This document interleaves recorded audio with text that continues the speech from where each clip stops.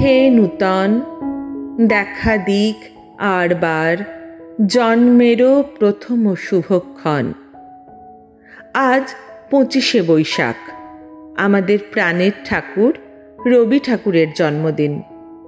বাঙালির 12 মাসে 13 পার্বণের মধ্যে আজকের দিনটিও প্রত্যেক বাঙালির বড় মনের কাছের উৎসবের দিন। আর তাই এই দিনটিকে উদযাপন করার জন্যে আমি কমলিকা আমার চ্যানেল গল্পের রং মশালে নিয়ে এলাম রবীন্দ্রনাথ ঠাকুরের ছোট গল্প খোকা বাবুর প্রত্যাবর্তন। তাহলে শুরু করা যাক আজকের গল্প। আজকের গল্প খোকা বাবুর প্রত্যাবর্তন।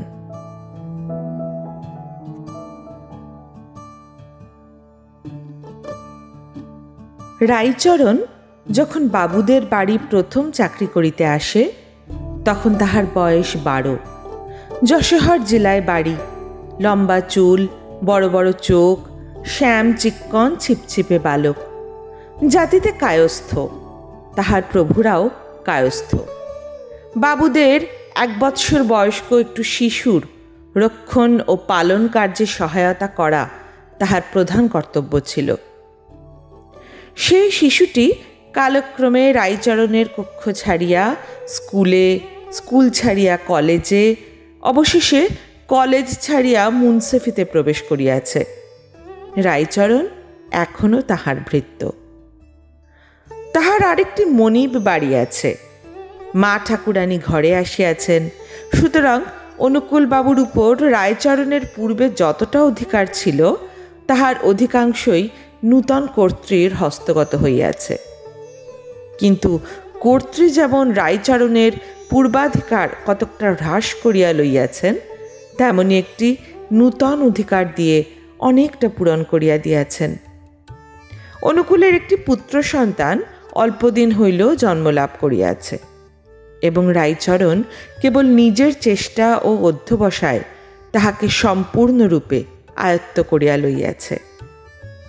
তাহাকে এমনই উৎসাহের সহিত দোলাইতে আরম্ভ করিয়াছে, এমনই নিপুণতার সহিত তাহাকে 2 হাতে ধরিয়া আকাশে উৎক্ষিপ্ত করে তাহার মুখের কাছে আসিয়া এমনই সশব্দে শিরশ্চালন করিতে থাকে, উত্তরের কোনো প্রত্যাশা না করিয়া এমন সকল সম্পূর্ণ অর্থহীন অসঙ্গত প্রশ্ন সুর করিয়া শিশুর প্রতি প্রয়োগ করিতে থাকে, যে ক্ষুদ্র আনুকৌলভটি রায়চরণকে দেখিলে একেবারে পুলকিত হইয়া ওঠে। অবশেষে ছেলেটি যখন হামাগুড়ি দিয়া অতি সাবধানে চৌকাঠ পার হইত এবং কেহ ধরিতে আসিলে খিলখিল হাস্যকলরব তুলিয়া দ্রুত বেগে নিরাপদ স্থানে লুকাইতে চেষ্টা করিত, তখন রায়চরণ তাহার অসাধারণ চাতুর্য ও বিচার শক্তি দেখিয়া চমৎকৃত হইয়া যাইত। মার কাছে গিয়া সগর্ব সবিস্ময়ে বলিত, মা, তোমার ছেলে বড় হলে জজ হবে, 5,000 টাকা রোজগার করবে। পৃথিবীর আর কোনো মানব সন্তান যে এই বয়সে চৌকাঠ লঙ্ঘন প্রভৃতি অসম্ভব চাতুর্যের পরিচয় দিতে পারে তাহা রায়চরণের ধ্যানের অগম্য। কেবল ভবিষ্যৎ জজেদের পক্ষে কিছুই আশ্চর্য নহে। অবশেষে শিশু যখন টলমল করিয়া চলিতে আরম্ভ করিল, সে এক আশ্চর্য ব্যাপার। এবং যখন মাকে মা, পিসিকে পিচি এবং রায়চরণকে চন্ন বলিয়া সম্ভাষণ করিল, তখন রায়চরণ সেই প্রত্যয়াতীত সংবাদ যাহার তাহার কাছে ঘোষণা করিতে লাগিল। সবচেয়ে আশ্চর্যের বিষয় এই যে মাকে মা বলে, পিসিকে পিসি বলে, কিন্তু আমাকে বলে চন্ন।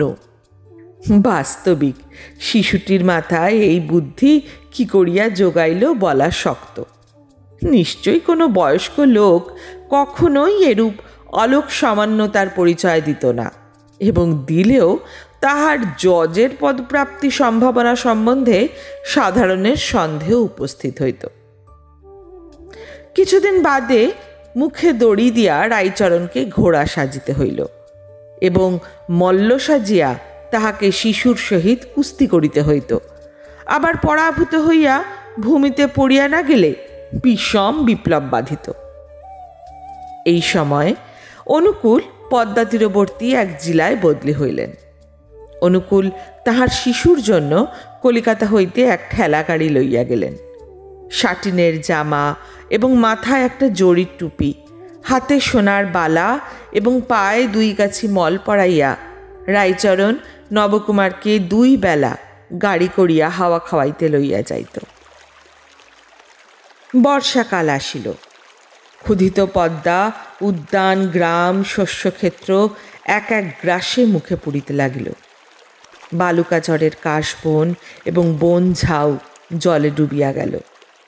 পাড় ভাঙার অবিশ্রাম ঝুপঝাপ শব্দ এবং জলের গর্জনে 10 দিক মুখরিত হইয়া উঠিল এবং দ্রুত বেগে ধাবমান ফেনরাশি নদীর তীব্র গতিকে প্রত্যক্ষ গোচর করিয়া তুলিল। অপরাহ্নে মেঘ করিয়াছিল, কিন্তু বৃষ্টির কোনো সম্ভাবনা ছিল না। রায়চরণের খামখেয়ালি ক্ষুদ্র প্রভু কিছুতেই ঘরে থাকিতে চাহিল না, গাড়ির উপর চড়িয়া বসিল। রায়চরণ ধীরে ধীরে গাড়ি ঠেলিয়া ধান্যক্ষেত্রের প্রান্তে নদীর তীরে আসিয়া উপস্থিত হইল। নদীতে একটিও নৌকা নাই, মাঠে একটিও লোক নাই। মেঘের ছিদ্র দিয়ে দেখা গেল পরপারে জনহীন বালুকা তীরে শব্দহীন দীপ্ত সমারোহের সহিত সূর্যাস্তের আয়োজন হইতেছে। সেই নিস্তব্ধতার মধ্যে শিশু সহসা একদিকে অঙ্গুলি নির্দেশ করিয়া বলিল, চন্ন ফু। অনতি দূরে সজল পঙ্কিল ভূমির উপর একটি বৃহৎ কদম্ব বৃক্ষের উচ্চ শাখায় গুটি কত কদম্ব ফুল ফুটিয়াছিল। সেই দিকে শিশুর লুব্ধ দৃষ্টি আকৃষ্ট হইয়াছিল। 2-4 দিন হইল রায়চরণ কাঠি দিয়া বিদ্ধ করিয়া তাহাকে কদম্ব ফুলের গাড়ি বানাইয়া দিয়াছিল। তাহাতে দড়ি বাঁধিয়া টানিতে এত আনন্দ বোধ হইয়াছিল যে সেদিন রায়চরণকে আর লাগাম পড়িতে হয় নাই। ঘোড়া হইতে সে একেবারেই সহিসের পদে উন্নীত হইয়াছিল। কাদা ভাঙিয়া ফুল তুলিতে যাইতে চন্নর প্রবৃত্তি হইল না।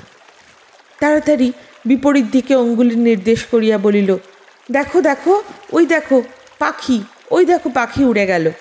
আয় রে পাখি, আয় আয়। এইরূপ অবিশ্রান্ত বিচিত্র কলরব করিতে করিতে সবেগে গাড়ি ঠেলিতে লাগিল।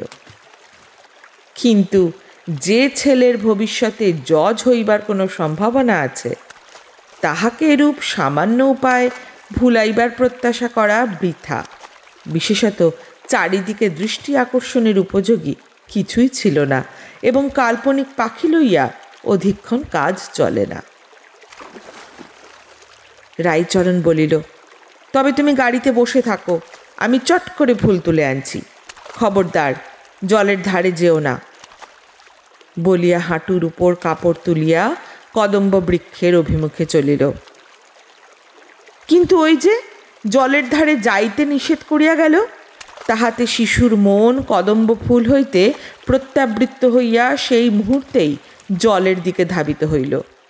দেখিল জল খলখল ছলছল করিয়া ছুটিয়া চলিয়াছে, যেন দুষ্টামি করিয়া কোন এক বৃহৎ রায়চরণের হাত এড়াইয়া 1,00,000 শিশু প্রবাহ সহাস্য কলস্বরে নিষিদ্ধ স্থানাভিমুখে দ্রুত বেগে পলায়ন করিতেছে। তাহাদের সেই অসাধু দৃষ্টান্তে মানব শিশুর চিত্ত চঞ্চল হইয়া উঠিল। গাড়ি হইতে আস্তে আস্তে নামিয়া জলের ধারে গেল। একটি দীর্ঘ তৃণ কুড়াইয়া লইয়া তাহাকে ছিপ কল্পনা করিয়া ঝুঁকিয়া মাছ ধরিতে লাগিল।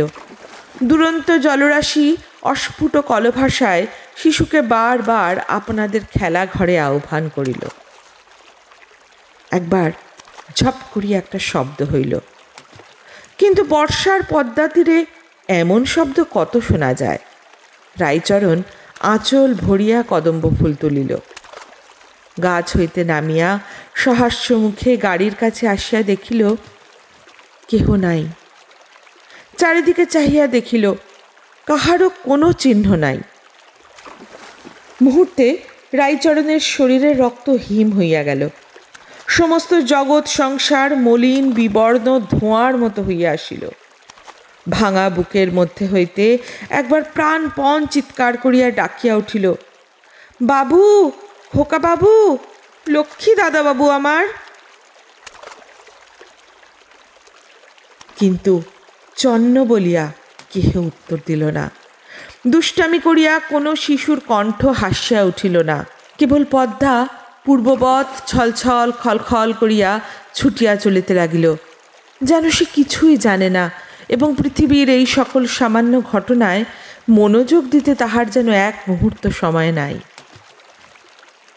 সন্ধ্যা হইয়া আসিলে উৎকণ্ঠিত জননী চারিদিকে লোক পাঠাইয়া দিলেন। লণ্ঠন হাতে নদী তীরে লোক আসিয়া দেখিল রায়চরণ নিশীথের ঝোড়ো বাতাসের মতো সমস্ত ক্ষেত্রময় বাবু, খোকা বাবু আমার বলিয়া ভগ্ন কণ্ঠে চিৎকার করিয়া বেড়াইতেছে। অবশেষে ঘরে ফিরিয়া রায়চরণ দড়াম করিয়া মা ঠাকুরুনের পায়ের কাছে আসিয়া আছাড় খাইয়া পড়িল। তাহাকে যত জিজ্ঞাসা করে সে কাঁদিয়া বলে, জানি নে মা।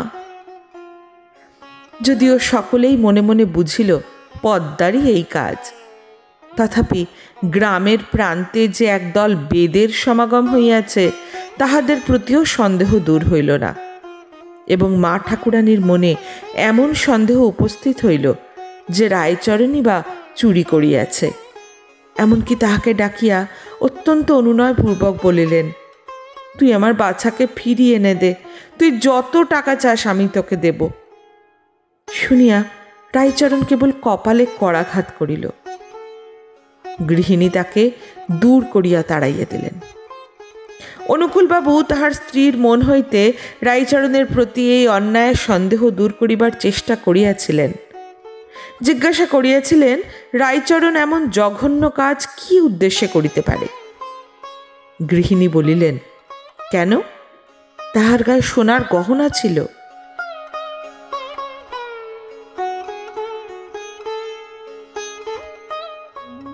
রায়চরণ দেশে ফিরিয়া গেল। এতকাল তাহার সন্তানাদি হয় নাই, হইবার বিশেষ আশাও ছিল না। কিন্তু দৈবক্রমে বৎসর না যাইতেই তাহার স্ত্রী অধিক বয়সে একটি পুত্র সন্তান প্রসব করিয়া লোকলীলা সম্বরণ করিল।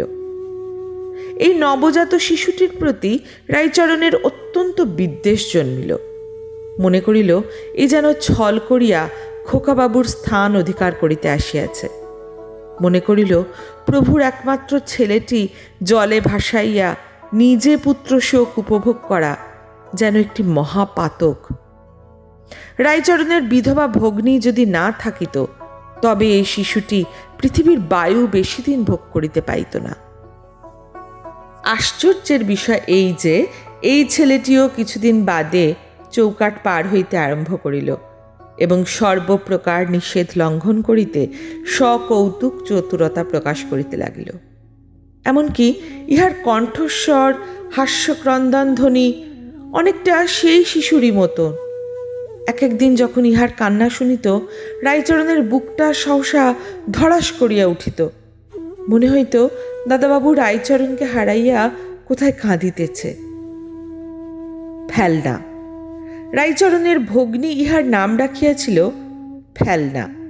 যথাসময় পিসিকে পিসি বলিয়া ডাকিল। সেই পরিচিত ডাক শুনিয়া একদিন হঠাৎ রায়চরণের মনে হইল, তবে তো খোকাবাবু আমার মায়া ছাড়িতে পারে নাই, সে তো আমার ঘরে আসিয়াই জন্মগ্রহণ করিয়াছে। এই বিশ্বাসের অনুকূলে কতকগুলি অকাট্য যুক্তি ছিল। প্রথমত, সে যাইবার অনতিবিলম্বে ইহার জন্ম। দ্বিতীয়ত, এতকাল পরে সহসা যে তাহার স্ত্রীর গর্ভে সন্তান জন্মে এ কখনোই স্ত্রীর নিজ গুণে হইতে পারে না। তৃতীয়ত, এও হামাগুড়ি দেয়, টলমল করিয়া চলে এবং পিসিকে পিসি বলে।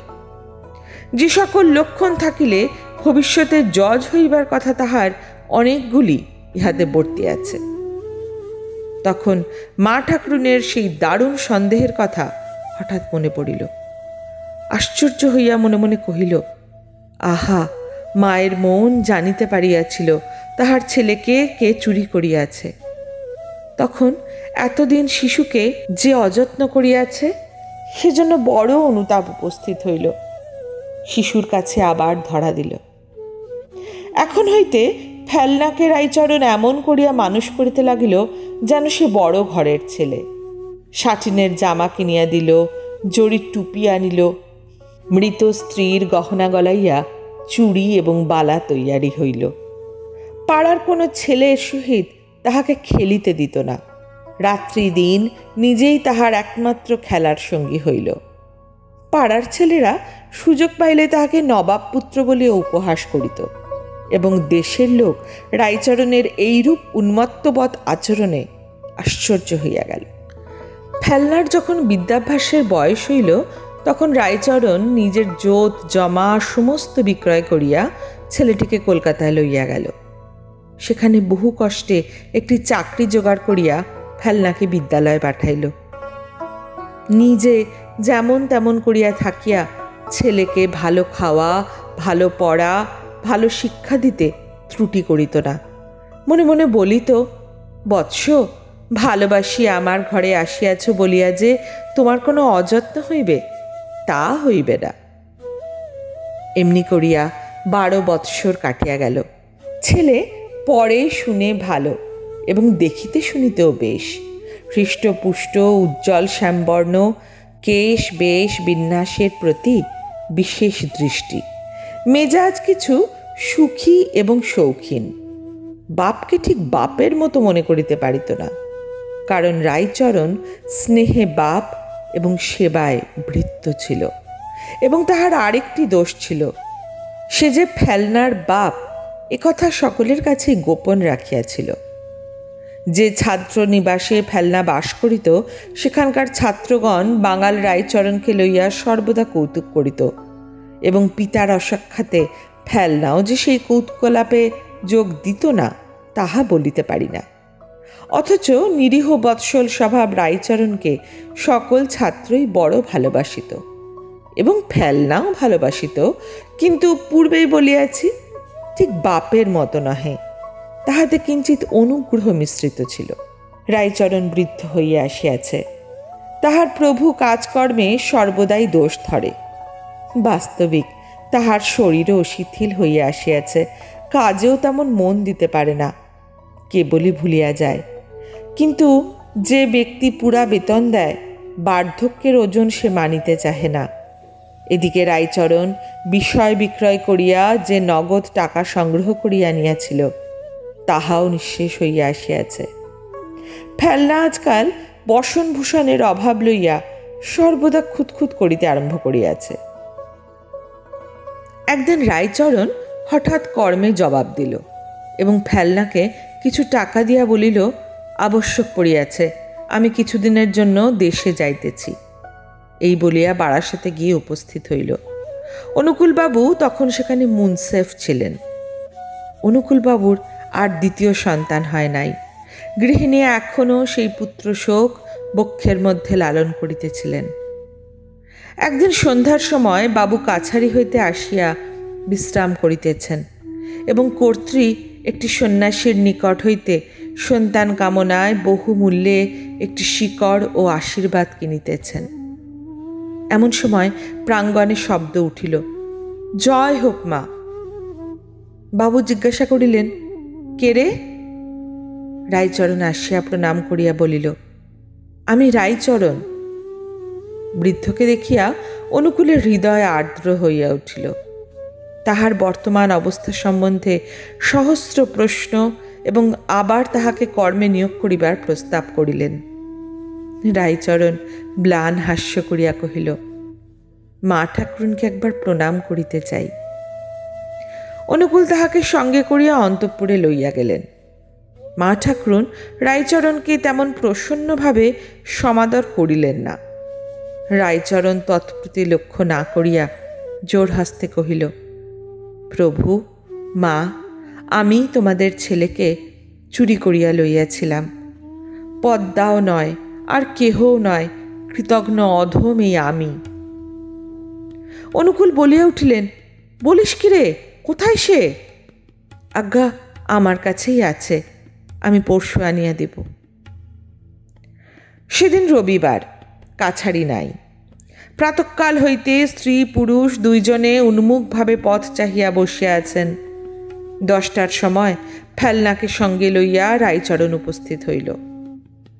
অনুকূলের স্ত্রী কোনো প্রশ্ন কোনো বিচার না করিয়া তাহাকে কোলে বসাইয়া তাহাকে স্পর্শ করিয়া তাহার আঘ্রাণ লইয়া অতৃপ্ত নয়নে তাহার মুখ নিরীক্ষণ করিয়া কাঁদিয়া হাসিয়া ব্যাকুল হইয়া উঠিলেন।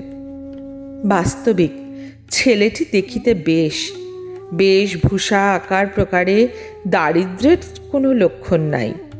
মুখে অত্যন্ত প্রিয়দর্শন বিনীত সলজ্জ ভাব দেখিয়া অনুকূলের হৃদয়েও সহসা স্নেহ উচ্ছ্বসিত হইয়া উঠিল। তথাপি তিনি অবিচলিত ভাব ধারণ করিয়া জিজ্ঞাসা করিলেন, কোনো প্রমাণ আছে? রায়চরণ কহিল, এমন কাজের প্রমাণ কি করিয়া থাকিবে? আমি যে তোমার ছেলে চুরি করিয়াছিলাম সে কেবল ভগবান জানেন, পৃথিবীতে আর কেহ জানে না।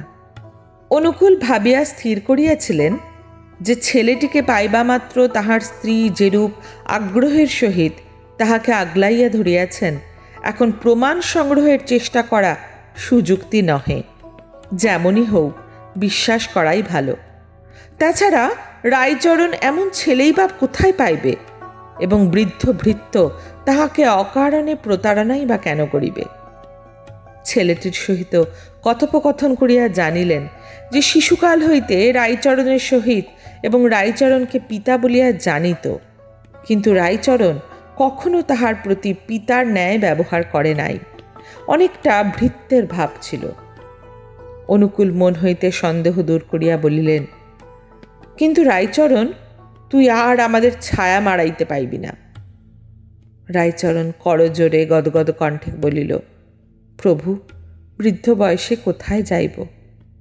কর্ত্রী বলিলেন, আহা থাক, আমার বাচ্চার কল্যাণ হোক, ওকে আমি মাপ করিলাম।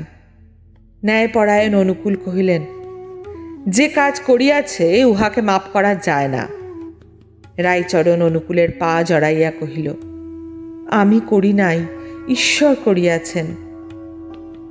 নিজের পাপ ঈশ্বরের স্কন্ধে চাপাইবার চেষ্টা দেখিয়া অনুকূল আরও বিরক্ত হইয়া কহিলেন, যে এমন বিশ্বাসঘাতকতার কাজ করিয়াছে তাহাকে আর বিশ্বাস করা কর্তব্য নয়। রায়চরণ প্রভুর পা ছাড়িয়া কহিল, সে আমি নয় প্রভু। তবে কে? আমার অদৃষ্ট। কিন্তু এরূপ কৈফিয়তে কোনো শিক্ষিত লোকের সন্তোষ হইতে পারে না। রায়চরণ বলিল, পৃথিবীতে আমার আর কেহ নাই।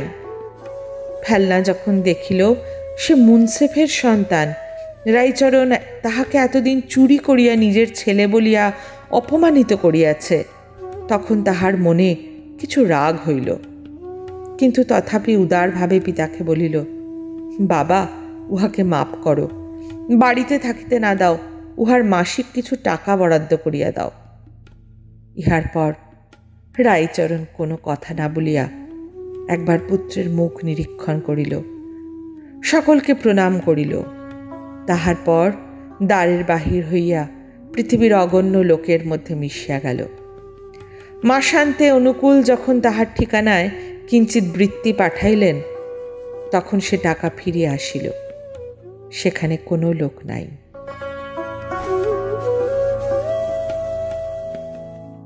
আপনারা শুনছিলেন আজকের গল্প খোকা বাবুর প্রত্যাবর্তন। কেমন লাগলো আপনাদের জানার অপেক্ষায় থাকবো আমি। ভালো লাগলে লাইক করে চ্যানেলটা সাবস্ক্রাইব করে নেবেন। আমি খুব তাড়াতাড়ি ফিরে আসবো আরেকটা নতুন গল্প নিয়ে। ভালো থাকবেন।